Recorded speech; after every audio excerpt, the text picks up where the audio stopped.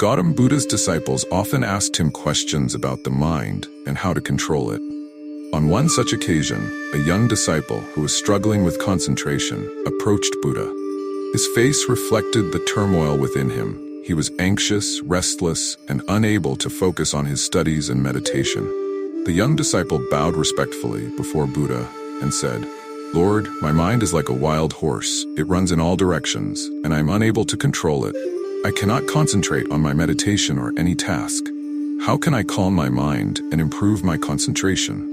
Buddha, with his serene presence, looked at the disciple and smiled gently. He understood the disciple's struggle and knew that this was a common challenge faced by many.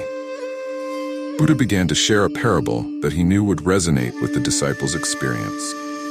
Once, in a small village, Buddha said, there lived a wild elephant that caused great fear among the villagers. The elephant would rampage through the village, destroying crops, homes, and sometimes even injuring people. The villagers were terrified and did not know how to tame this wild beast. The disciples listened intently, intrigued by the story. One day, Buddha continued, a wise elephant trainer arrived in the village. He observed the wild elephant's behavior and devised a plan.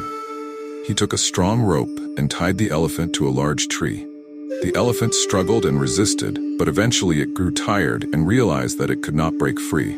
Over time, the trainer gradually shortened the rope, bringing the elephant closer to the tree. Slowly, the elephant's wildness diminished and it became calm and obedient. Buddha paused and then asked, "Do you understand the meaning of this story?" The young disciple nodded, though he still looked puzzled. Buddha explained, "The wild elephant represents your mind, and the tree represents your practice of mindfulness and meditation. Just as the wild elephant was tamed by being gradually brought closer to the tree, your mind can be tamed by gradually bringing it closer to the present moment through mindfulness. First, the mind resists, just like the elephant, but with consistent practice, it will begin to calm down." The disciple listened carefully, beginning to understand the connection between the parable and his own experience. Buddha continued, "Concentration, or samadhi, is the state where the mind becomes steady, like the tamed elephant. It does not wander or become distracted easily. But this state is achieved only through practice, by repeatedly bringing your mind back to the present moment whenever it wanders. Each time you meditate, you are shortening the rope, bringing your mind closer to stillness." Buddha then guided the young disciple through a simple meditation practice. He instructed him to sit comfortably, close his eyes, and focus on his breath.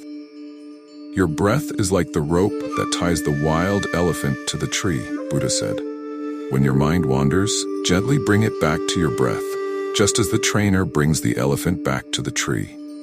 Do not force it, do not get frustrated, just bring it back, again and again." The disciple followed Buddha's instructions, trying to focus on his breath. At first, his mind wandered frequently, but each time, he remembered Buddha's words and gently brought his focus back to his breath. After a few minutes of practice, Buddha asked the disciple how he felt. The disciple replied, "Lord, my mind still wanders, but I feel more at peace than before. I can see how this practice can help me over time." Buddha smiled and said, "The mind is like a garden. If you neglect it, weeds will grow, and it will become wild and unruly. But if you tend to it daily, pulling out the weeds of distraction and watering it with mindfulness, it will become a beautiful garden, full of peace and concentration." Remember, patience and persistence are key. Do not expect immediate results, but trust in the process. With time, your mind will become as calm and focused as the tamed elephant. The disciple bowed deeply, feeling a sense of gratitude and understanding. He realized that controlling the mind and improving concentration was not about force or suppression, but about gentle and consistent practice. Over the next few weeks, the disciple diligently practiced the mindfulness techniques Buddha had taught him. He noticed that his concentration improved, not only during meditation, but also in his daily tasks. He could study with greater focus, perform his duties with more attention, and even walk with a sense of mindfulness. The more he practiced, the more he realized that his mind was gradually becoming like the tamed elephant, calm, steady, and focused. The restlessness that had once plagued him began to dissipate, replaced by a deep sense of inner peace and clarity. One day, the disciple returned to Buddha and said, "Lord, I have practiced as you instructed, and I feel a profound change within me. My mind is no longer as wild as it once was. I can concentrate better, and I feel a deep sense of peace. I understand now that the key to controlling the mind is patience, persistence, and mindfulness."